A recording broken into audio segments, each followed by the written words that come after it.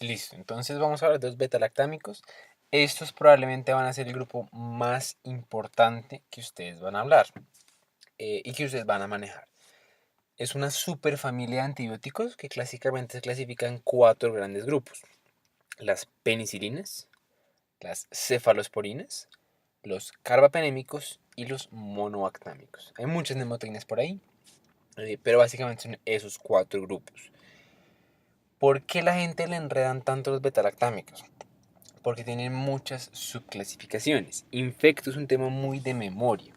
Más de memoria de repasos. Es algo que uno tiene que trabajar una y otra vez porque tiene muchos nombres, mucha clasificación, mucha cosita, mucha pendejada. Entonces uno le tiene que trabajar mucho. ¿Bien? Aquí está como el resumen, pero esto lo vamos a ir descomponiendo paso por paso. Entonces vamos a comenzar con las penicilinas. Fueron de los primeros antibióticos creados. En realidad aquí está el primer antibiótico descubierto, que es la penicilina natural. Y pues nada, con el tiempo fuimos desarrollando más y tenemos tantas que nos tocó clasificarlas. Entonces la manera en que las clasificamos es según sus generaciones. En primera, segunda, tercera y cuarta generación. Dentro de la primera generación tenemos la primera penicilina creada, que se llama la penicilina natural. Esta penicilina natural viene en dos formas. Viene una que es tomada, que es la penicilina natural V, y una penicilina que va de manera parenteral, ya sea benzatínica, que esa se suele usar intramuscular, o procaína y cristalina, que estas ya son intravenosos. Bien, y esa es la G. Para recordar esto, recordar que uno solo puede vomitar lo que consume oral, mientras que lo que no consume oral, pues no lo puede vomitar. ¿Listo? Entonces, ahí es la primera penicilina en la que vamos a hablar más adelante, la natural. Bien. La otra que es de primera generación es la que ustedes van a encontrar en la literatura como antiestafilocóxicas, que ahí se ubican las que son las resistentes a las penicilinasas. Más tarde les cuento ese nombre de dónde viene, pero ahí se llaman, ¿listo? Están antiestafilocóxicas. Hay varios ejemplos. El único que está disponible de manera general en Colombia es la oxacilina. Hay más. Está la dicloxilina y la nafcilina. Esas son como las importantes. Y aquí antes había una que se llamaba la meticilina, que esa se quitó del mercado porque generaba nefritis intersticial. Pero antes aquí se ubicaba otra que se llama la meticilina. Pero no se acuerden de nada de eso. Por ahora acuérdense de lo que ustedes van a ver de la oxacilina. Bien. La segunda generación, ahí se ubican las aminopenicilinas. Hay dos, una que es intravenosa, que es la ampicilina, y una que es tomada, que es la amoxicilina. ¿Bien? En la tercera generación están unas que se llaman las carboxipenicilinas, ticarcilina y carbenicilina, sin embargo estas ya no están disponibles en Colombia de manera general. Y la última generación son las ureidopenicilinas, que ahí se ubica la piperacilina. Bien, estas tres son disponibles de manera parenteral. ¿Bien? Y ustedes a veces las van a encontrar en la literatura como penicilinas antiseudomona. Bien, entonces, ¿qué es lo que vamos a hacer? Vamos a cogerlas, cada una de ellas, las naturales, las antiestafilocóxicas, aminopenicilinas, y vamos a decir qué nos van a cubrir. Entonces, teniendo este mapa general de las bacterias, ¿para qué nos van a servir las penicilinas naturales? O sea, ellas qué van a cubrir.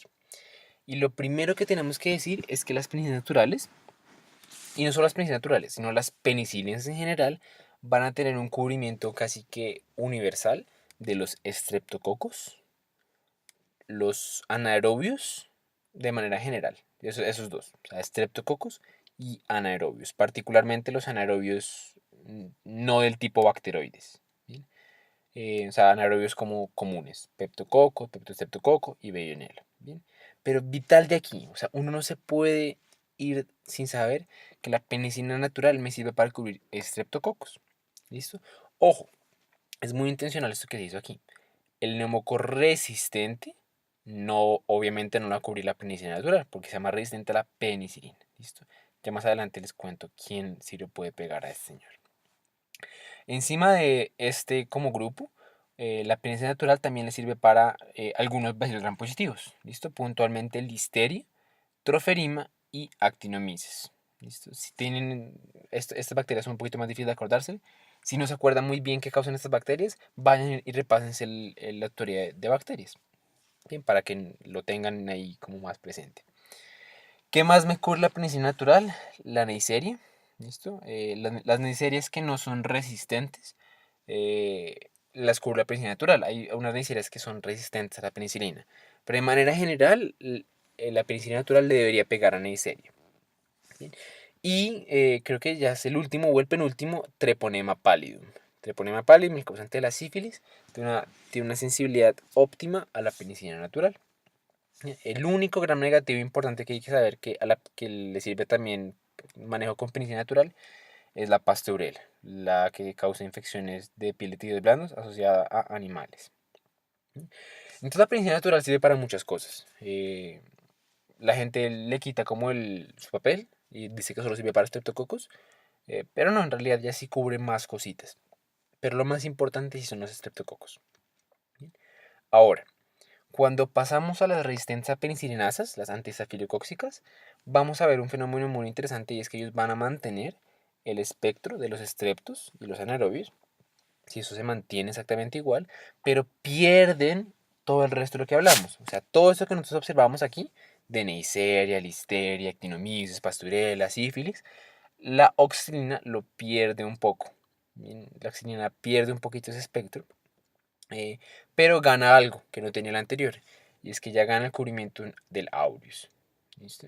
Entonces es la primera penicilina que vamos a hablar de que cubre aureus. ¿Listo? Pero ojo, cubre aureus sensible, no cubre el aureus resistente. Y es básicamente la oxilina. La oxilina me sirve para esas tres cosas: para anaerobios, estreptococos y aureus sensible, no para el resto de las vainas.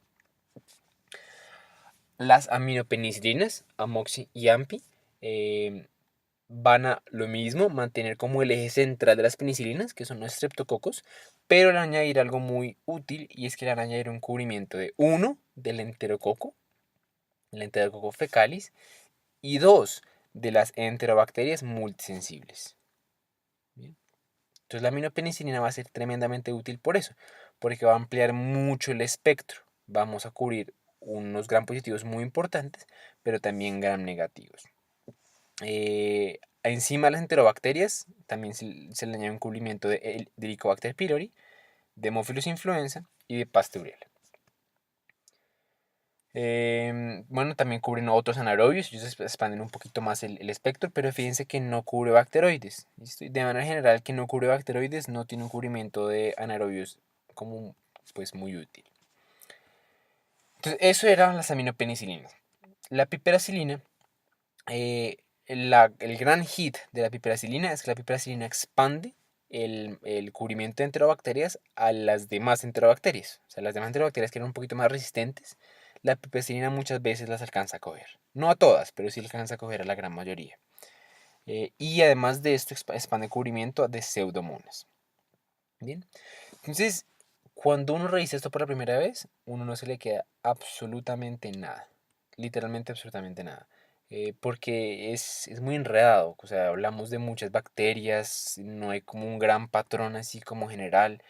Entonces vamos a intentar decir algo como una clase de resumen para intentar acordarse de todo esto. Esto no vamos a saltar un segundo, ya volvamos acá.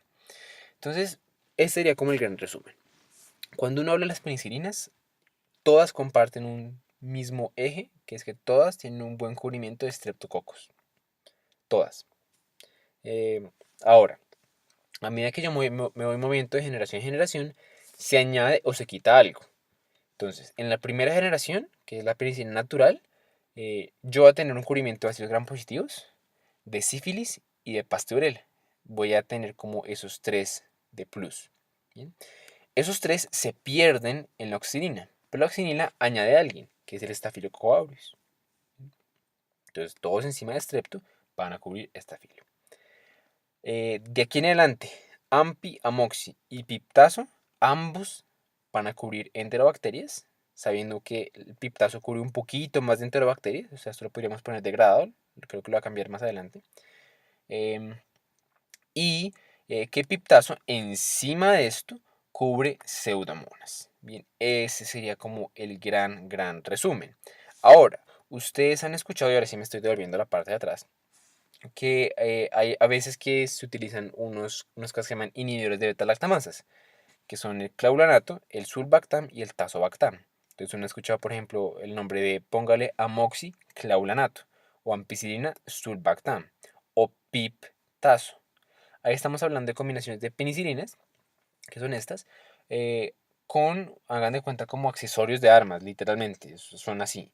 Es algo con lo que yo combino el antibiótico para que el antibiótico logre ampliar su espectro y cubrir algunas bacterias que previamente no cubría. Eso es la función de los inhibidores de beta-lactamasa. Es como ponerle un accesorio a un arma para que llegue más lejos, me invento. ¿Sí?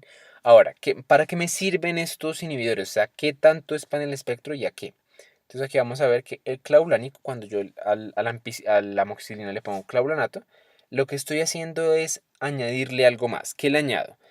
Uno, el cubrimiento de aureus sensible. Si ustedes recuerdan, la ampicilina solita no cubre aureus. La única que cubre aureus así solita es la oxilina. Y encima del clavulánico, encima de esto van a expandir el cubrimiento de enterobacterias a Klebsiella y adicionalmente Haemophilus. ¿Listo? Entonces es un buen combo, es un buen combo. El Haemophilus, ¿a cuál Haemophilus le están añadiendo espectro? A un Haemophilus que es un poquito más resistente. ¿Listo? Hay algunos Haemophilus que son resistentes a la ampicilina y a la amoxicilina, entonces ponerles cloruránico les da como ese espectro adicional. El sulbactam va a mantener exactamente lo mismo, pero le va a añadir un cubrimiento de bacteroides, lo cual es un hit, porque cuando ya, acuérdense, yo les dije bacteroides es la clave. Si cubrimos bacteroides, cubrimos virtualmente cualquier anaerobio. Entonces, es por esto que la ampicilina sulbactam es un antibiótico que yo puedo utilizar como profilaxis o como manejo de cosas intraabdominales, porque ya me va a cubrir a todos los anaerobios. La ampicilina se encarga de cubrir los normalitos y el sulbactam le añade el cubrimiento de bacteroides. Y el tazobactam se va a encargar, bueno, lo mismo, mantener el cubrimiento de aureus, de Haemophilus. Aquí estaría mostrado Klebsiella, solo que recuerden que pues, la piperacilina de por sí ya cubre Klebsiella. Y encima del tazobactam le va a añadir Neisseria y ya, básicamente para de contar. O sea, resumen de inhibidores de beta-lactamasas. Cuando yo le pongo alguna de estas penicilinas, estos señores, yo estoy expandiendo espectro a 1, cubrir Staphylococcus aureus, 2, expandir cubrimiento a un Haemophilus resistente y 3, cubrimiento de Klebsiella. ¿Listo? La parte de Klebsiella es importante en estas dos porque ellas no lo cubren de base. El piptazo sí lo cubre de base. Bien. Entonces ahora sí, el resumen que estamos más adelante. Todas cubren strepto, eso no se puede olvidar. Las naturales le añaden estas tres cosas. Oxilina pierde esto, pero le añade aureus. La ampillamoxi y piptazo, enterobacterias. Estas un poquito más resistentes, las de piptazo. Si a algo de esto le pongo un inhibidor, añado cubrimiento de aureus, de Haemophilus y de Klebsiella. Y el piptazo de por sí ya cubre pseudomonas. ¿Listo? Tomen una foto a esto, repásenselo. Igual no se preocupen porque esto se les va a olvidar. Pero aquí va siempre a seguir el video para que lo repasen cuantas veces sea necesario. ¿Listo? Esto no es algo de una sola vez. Bueno, entonces pasando un poquito a las cefalosporinas se clasifican en 5 generaciones. Hay muchísimas. Es decir, aquí yo no puse todas las tipos de cefalosporinas que hay. Por cada generación podemos encontrar perfectamente 8 o 9. Tanto así que la gente comienza a generar reglas, como que entonces los de primera generación siempre la F sigue una A, o que la segunda, la F, siempre sigue una U o una O, y que la tercera siempre se sigue una D o una P o una T. Bueno, hay muchas mnemotecnias.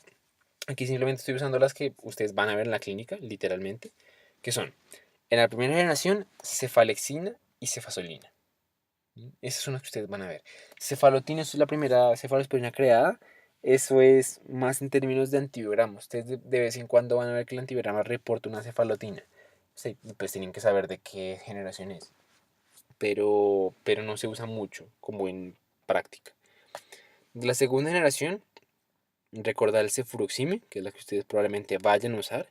Y una que van a ver muy frecuente en el antibiograma, que son las cefamicinas. Las cefamicinas fueron unas cefalosporinas segunda generadas con un propósito que vamos a ver más adelante, que fue el cubrimiento de bacteroides. ¿Listo? Y el principal agente de estas es el cefoxitin. De tercera está la famosa ceftriaxona, el cefotaxime y el ceftazidime. La cuarta, la única que tenemos disponible, es cefepime. Y de quinta, ceftarolina y algunos países europeos, ceftobiprol. ¿Listo? Yo sé, son muchos, pero, pero cuando uno va tratándolo, eso es más sencillo manejarla como cada nombre. ¿Listo? Si no, se pueden aprender las mnemotecnias de que las de primera, la F siempre se sigue una A, en la segunda siempre se sigue una U o una O, en la tercera siempre se sigue de una T o de una D, en este caso pues las que puse aquí todas siguen de una T, bueno, o de una O en este caso. Cuarta solo hay una. Y la quinta es Carolina, ceftarolina. ¿Listo? Ahora, ¿para qué me sirve a mí una cefalospirina de primera generación? Entonces, ustedes van a ver que hay un símil muy grande aquí con algunos tipos de penicilinas. Uno, van a cubrir estreptococos. ¿Sí? Me van a cubrir anaerobios. Me van a cubrir aureus sensible. Algunas enterobacterias, no todas, las que son súper resistentes no las van a cubrir. Y ya, básicamente es eso. Ahora, esto medio se parece a algo, ¿no? O sea, este tipo de patrón ya como que medio lo habíamos visto por ahí. Si ustedes se fijan, el cubrimiento de estreptos, enterobacterias y aureus es un patrón muy pero muy similar al de un paciente, por ejemplo, con un amoxiclaulanato. ¿Listo? Si yo le pongo a un paciente amoxiclaulanato, estoy cubriendo exactamente lo mismo, solo que le estoy añadiendo encima de esto el hemófilos. Pero es muy similar. Bien, y esto es un concepto que si ustedes están muy crudos en antibióticos lo van a ver mucho y si se los cuento una vez van a sufrir un poquito menos. Y es que hay mucha redundancia en los antibióticos. O sea, hay muchos antibióticos que me sirven para lo mismo y es algo bueno porque en ocasiones no se puede usar un tipo de antibiótico, en ocasiones no está disponible o hay un evento adverso o es alérgico o tiene un mecanismo de resistencia a uno pero no al otro. Entonces, este concepto de la redundancia de los antibióticos va a ser muy importante y lo vamos a repetir mucho, como para que no se estresen, para que ustedes no vayan a intentar como asociar cada antibiótico con una cosa aislada, exclusiva, sino que todos van a incluir cosas que van a tener en común. Bien. Entonces, cefalosporins de primera generación cubren estas tres grandes cosas. En segunda generación comienza a pasar un fenómeno y es que ellos pierden un poco el espectro de gram positivo. Siguen siendo capaces de cubrir lo mismo, pero con una menor potencia. Entonces, si uno le pone el cefuroxime a un paciente con infección por aureus, efectivamente le va a pegar, pero de pronto no va a ser suficiente darlo solito. De pronto yo prefiero utilizar otro esquema, pero sí, lo va a cubrir de manera general. ¿Qué va a hacer además de cefalosporina segunda? Si yo tengo una cefamicina, particularmente, yo voy a tener un cubrimiento de aureus, de bacteroides, qué pena. ¿Listo? Las cefamicinas fueron diseñadas exclusivamente para eso, para ampliar a cubrir bacteroides. El cefuroxime no, el cefuroxime fue diseñado para cubrir hemófilos. Y aquí sí, si ustedes literalmente comparan un cefuroxime versus una ampicilva o un amoxicloronato, son exactamente iguales. Cubren estreptococos, aureus sensible, enterobacterias, anaerobios y hemófilos, ¿cierto? Son exactamente iguales en ese sentido. Entonces, cualquiera de las dos podría utilizarse. Encima del hemófilos también añaden moraxela, que esa sería como la única diferencia. Ahora, los de tercera generación van a tener un cubrimiento gram positivo que aunque está presente, no es perfecto, o sea, no es tan fuerte como el de primera generación. Que sí es muy fuerte en los de tercera generación, que ellos van a tener un cubrimiento excelente de enterobacterias. O sea, van a ampliar mucho su cubrimiento de enterobacterias. Ahora, en cuanto a los gram positivos, un detallito que hay que decir es que la ceftriaxona es el primer antibiótico que me va a cubrir el neumococo resistente, de los que hemos hablado. ¿Listo? Cuando yo tengo un neumococo resistente a la penicilina, la ceftriaxona es una opción, especialmente cuando la resistencia no es tan alta. Ahí yo podría utilizar la ceftriaxona. Bien, es el primero que lo cubre aquí, pero no es el mejor antibiótico que existe para tal fin. Hay otros. El cubrimiento siempre sigue siendo débil comparado con otros. La cefalosporina tercera también me cubre Neisseria. ¿cierto? Y me cubre la enfermedad de Lyme, la borrelia, la borreliosis. Eso va a estar cubierto por la cefalosporina tercera. Ahora vamos a meter en el mismo saco a un antibiótico que es de tercera, que se llama el ceftazidime, y al cefepime, que es la cefalosporina cuarta. ¿Por qué? Porque ambos van a tener exactamente el mismo espectro. ¿Cuál es el espectro? Van a mantener lo que tenía la cefalosporina tercera y van a añadir algo muy particular y muy importante, que es pseudomonas. Cuando yo estoy pensando en ceftazidime y en cefepime, estoy pensando en pseudomonas. Sí, ellos van a tener ese cubrimiento, que va a ser principalmente gram negativos, un poquito de gram positivos, pero lo más importante es pseudomonas.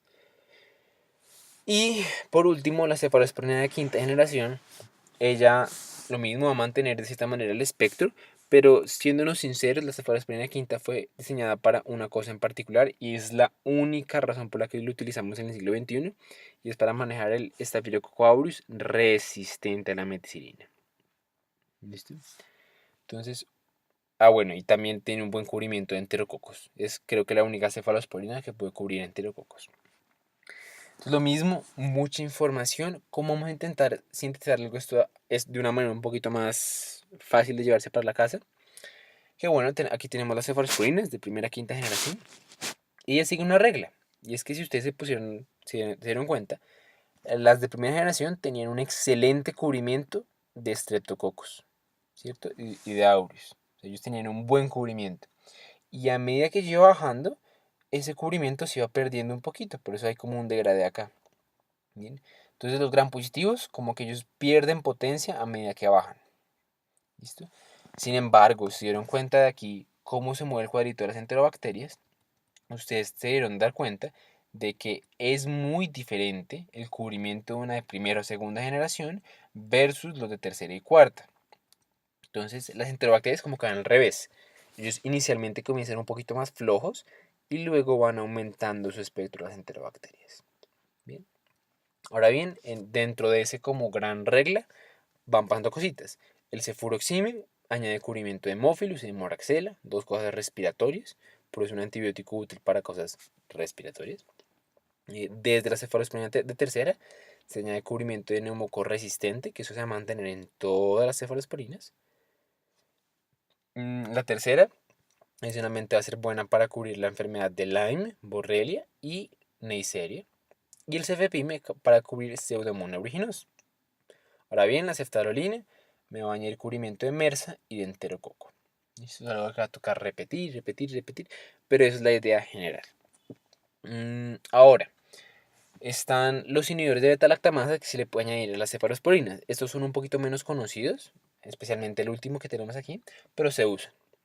Hay una cefalosporina que es rara, que eso solo está presente, hasta donde tengo entendido, en Estados Unidos, que es la ceftalozona. Esta yo la puedo usar con el tazobactam como el triptazo. Y cuando yo hago esto, amplío al cubrimiento de Bless. Si ustedes no han visto el video de antivirama, pues no van a entender qué es esto. Pero allá está disponible para que entiendan qué es una BLE, más o menos qué cubre y por qué es importante. Ceftazidime y Avibactam es una combinación que se le pone ceftazidime a la cefalosporina tercera, que cubre pseudomonas. Y cuando yo le añado el Avibactam, va a ampliar su cubrimiento a AMCES, BLES y carbapenemasas tipo OXA. Bien, o sea, estas combinaciones son más pesadas y no son tan frecuentes que ustedes las vean por ahí en el hospital. Pasamos entonces a los carbapenémicos. Los carbapenémicos se clasifican en dos grandes generaciones. En la primera, esto en realidad no tiene sentido porque el ertapenem salió después que los demás, pero bueno, así se clasifica. Primera generación y segunda generación. ¿Listo? Entonces vamos a hablar primero de los de segunda generación, porque esos dan como la pauta. Entonces, cuando uno piensa en carbapenémicos, uno no piensa en qué cubren, porque si no duraríamos aquí una hora. Uno suele pensar más en términos de que cubren todo excepto. Bien. Entonces, de manera general podemos dibujar un gran cuadro aquí, diciendo que cubren todo, y más bien nos vamos a enfocar en qué cosas no cubren. Entonces, ¿qué cosas no cubren los carbapenémicos? Las bacterias que son resistentes a ellos. ¿Cuál es la primera de ellas? El Staphylococcus aureus resistente a la meticilina. Bien, en el video antivirama básicamente se revisó de que el aureus resistente se vuelve resistente por una mutación en un gen que se llama el gen MECA, que codifica una proteína diferente a las normales y que da resistencia a todos los beta-lactámicos. Los carbapenémicos no son una excepción. Entonces, un concepto importante a decir es que los carbapenémicos son resistentes, son, o sea, no son útiles en el manejo de aureus resistente. Bien. El enterocofetum tampoco es sensible a los carbapenémicos. Ya hablando más de los bacilos negativos, las tinotrofomonas no les suele servir los carbapenémicos, así como Burkholderia. Entonces, cada vez que uno piensa en carbapenémicos, uno tiene que pensar que cubren todo excepto estas cuatro cosas. Bien. El ertapenem se clasifica diferente porque es un carbapenémico de, bueno, de uno diferentes propiedades farmacológicas. Se tiene que dar, por ejemplo, una sola vez al día. Pero en su espectro es diferente. ¿Por qué? Porque no va a cubrir ni pseudomonas, ni Acinetobacter, ni neumococo resistente. ¿Bien? Es un carbapenémico, hagan de cuenta, así como un poquito más benévolo en ese sentido. No tiene tanto cubrimiento. Lo último, pues es que los carbapenémicos también se pueden utilizar con inhibidores. Está la combinación descrita de meropenem bavorbactam, que cuando yo le pongo este inhibidor, expando a cubrir todos los que generan carbapenemasas de clase A. Lo mismo está explicado esto en el video de antibiograma. Finalmente está el monobactámico. El único monobactámico existente en el siglo XXI es el Astronam. El Astronam es un medicamento que básicamente se dedica a cubrir gram negativos, las enterobacterias. Tiene un buen cubrimiento en general de enterobacterias y de pseudomonas. Es un antibiótico poco utilizado, la verdad. La pregunta probablemente que más útil será a ustedes en cuanto al Astronam, o la que uno necesita saber, es que el Astronam es el único beta-lactámico que se puede utilizar en alergia a beta-lactámicos. ¿Listo? Porque su estructura química le da para que no genere reacción cruzada con la gran mayoría de estos. Em, y ya. Entonces, es mucho tema. Si ustedes se dan cuenta y si ustedes es la primera vez que siquiera abren algo de antibióticos, probablemente no se les quedó nada. Y eso es entendible, eso nos ha pasado a todos. La idea cuál es? Que repasen este video, no solo mañana, sino después, en un mes, que lo vayan viendo una y otra vez, para que a poco se les vaya quedando. Y ustedes a medida que van pasando por la práctica clínica y van viendo los antibióticos y van leyendo sobre esto, cada vez se les va a quedar más. ¿Listo? Entonces, vamos a hacer un repaso así en 5 minutos de lo importante que yo me llevo como mensaje para la casa de cada antibiótico. ¿Listo? Entonces, voy a coger aquí la pluma. Entonces, recordar que la primera clase de betalactámicos son las penicilinas. Aquí están las naturales y las resistentes a penicilinasas. Cuando yo pienso en penicilinas en general, estoy pensando en que todas estas tienen un cubrimiento particular, que es un cubrimiento de estreptococos. ¿Listo? Todas van a servir para cubrir estreptococos, pero hay unas diferencias. Las naturales me sirven para cubrir encima de los estreptococos bacilos gram positivos y, voy a ponerlo aquí, sífilis. ¿Listo? Entonces, naturales yo pienso en estreptos que todo lo cubren, más sífilis y bacilos gram positivos. ¿Bien? Ahora, las resistentes a penicilinasas me van a añadir encima de los estreptococos un cubrimiento de aureus sensible. ¿Bien? Pero no van a cubrir esto, no van a tener este cubrimiento como asociado. Sí el de estreptococos, pero no el de estos. Las aminopenicilinas van a mantener el cubrimiento de estreptococos, pero le van a añadir el cubrimiento de enterobacterias. ¿Bien? De enterobacterias multisensibles, tipo E. coli, Salmonella, Shigella, Proteus, qué pena. ¿Bien? No nos podemos olvidar de las carboxipenicilinas porque no están disponibles en Colombia. Sin embargo, van a servir exactamente lo mismo que las uridopenicilinas. Y es que estas de aquí van a añadir encima de los estreptococos, que es como el foco grande de las penicilinas, van a añadir más enterobacterias y van a expandir el cubrimiento de enterobacterias. Y encima van a cubrir pseudomonas. ¿Bien? Eso es lo que yo me llevo para la casa de las penicilinas. Recordar también que si yo les pongo un inhibidor, esto lo podemos poner por aquí, que si yo añado un inhibidor, lo que estoy añadiendo de espectro es aureus sensible, bien, aureus sensible y hemófilos puntualmente. Ese es como el gran plus, hemófilos, ¿listo? Ahora, bueno, entonces borramos esto de aquí. Creo que no se puede borrar. Ahora sí, listo. Entonces, eso es lo que yo me llevo de las penicilinas. Ahora, vamos con negro. Las cefalosporinas. 5 generaciones. De una manera general, podemos decir que a medida que yo bajo de generación, esto no está escribiendo nada. Yo puedo decir que a medida que yo bajo de generación, esto no se puede cambiar. Listo. A medida que yo bajo de generación, estoy aumentando mi espectro de gram negativos, de enterobacterias. Entonces, las primeras generaciones tienen un cubrimiento básico de enterobacterias, de las multisensibles, ¿cierto? Las multisensibles, pero a medida que yo voy bajando, usualmente ya cuando llega la tercera generación, ya comienzo a cubrir más bacterias gram negativas, más enterobacterias. Mi cubrimiento está aumentando. Bien. Ahora, lo contrario pasa con los estreptococos y los estafilococos. A medida que yo subo de generación, o sea, tengo una generación más temprana, mi cubrimiento de gram positivos es mucho mejor. ¿Bien? ¿Qué gram positivos? Los estreptococos y el estafilococo aureus sensible.